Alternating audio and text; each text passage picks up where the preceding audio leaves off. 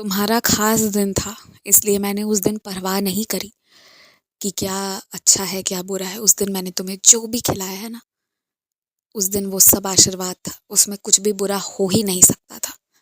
जब मेरे बच्चों का खास दिन होता है ना, सालगिरह हो या फिर जन्मदिन हो, तो उस दिन इतनी आज़ादी मैं देता हूँ कि हाँ, तुम्हें जो खाने का मन है तुम वो खाओ। उस दिन तुम पर मेरी कृपा इतनी विशेष रहती है कि तुम्हारी तबीयत बिगड़ नहीं सकती। लेकिन वो साल में एक आधे दिन वैसा होता है, और उस तरह से भव्य समारोह करना और उस तरह के व्यंजन साल में एक दो बार खाना ही ठीक है, रोज रोज में ठीक नहीं है। उस दिन जो तुमने खाया वो मेरी मर्जी से खाया, लेकिन अब आगे से आज से ध्यान रखना है और दोबारा पौष्टिक आहार लेना है, इस बात का ध्यान रखना। और सुनो, तुम बहुत अच्छा काम कर रहे हो। तुम्हारे समझौता करवाने से, बातचीत करवाने से, समझाने से अगर किसी का घर उजड़ने से बच रहा है, अगर किसी की रोजी रोटी चल रही है ना, तो ये बहुत बड़ी आशीर्वाद है। ये मौका मैं अपने बहुत से बच्चों को देता हूँ कि वो ना बचा ले, पर अक्सर लोग बिगाड़ देते हैं किसी का। तुमने वो आशीर्वाद पा लिया, तुमने तभी मेरा दिल जीत लिया, जब तुमने बिगड़ने से बचा दिया।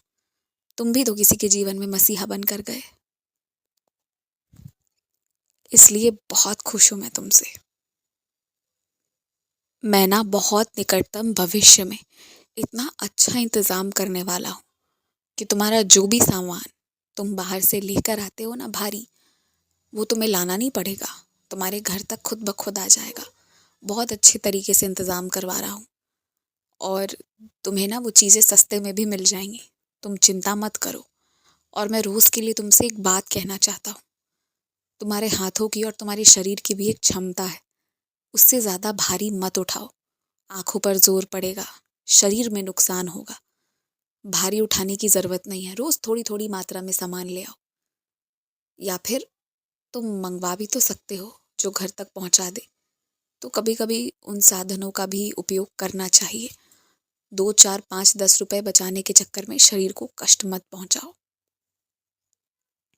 और मैं तुम्हें फिर से याद दिलाता हूँ, समय रहते ही त्योहार की तैयारी कर लेना। होली आने से पहले ही अपने और अपने घर परिवार में कौन क्या पहनेगा, वो सारी चीज़ें निकाल कर, खरीद कर, इकट्ठे करके एक अलग बस्ते में करके रख देना। ये करना बहुत ज़रूरी है, समय आएगा तो तुम समझ जाओगे मेरी बातों को। और ऐसा कर लेने से ना अंत में कोई परेशान भी नहीं होगा। और तुम्हें जो भी सिलाई कढ़ाई करवानी है, जो कुछ भी सिलवाना हो, वो तुम समय रहते करवा लो, क्योंकि ऐन मौके पर ना तुम उसी काम के ज़्यादा पैसे भी देते हो और ज़्यादा बातें भी सुनते हो। मैं चाहता हूँ कि तुम समय पर सब कुछ तैयार करके रखो। सुबह सुबह चाय का भोग लगाओ, तो साथ में बिस्किट भी लेकर आना। खुश रहो।